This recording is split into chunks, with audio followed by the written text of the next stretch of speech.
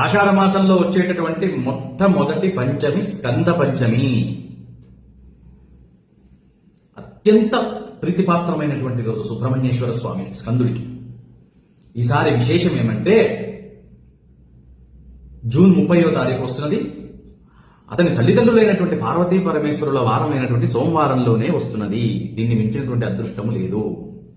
ఇది ఒక శుభశకునం. సంతానం కోసం, వివాహం కోసం ప్రయత్నం చేసేటటువంటి వారికి సంతాన స్థానంలో లేదా వివాహ స్థానంలో ఉన్నటువంటి సర్పదోషము, రాహుకేతు దోషము, కుజదోషము, కుజరాహు సంగమం వల్ల అవాసన్స్ అవుతుంటాయి. అన్ని రకాలైన సమస్యలు పోతాయి. వివాహం జరుగుతుంది, చక్కటి సంతానం కూడా కలుగుతుంది. గుర్తుపెట్టుకోండి, సుబ్రహ్మణ్యాష్టకం అనేక సార్లు పారాయణ చేయండి. షణ్ముఖ స్తోత్రము 3 సార్లు పారాయణ చేయండి.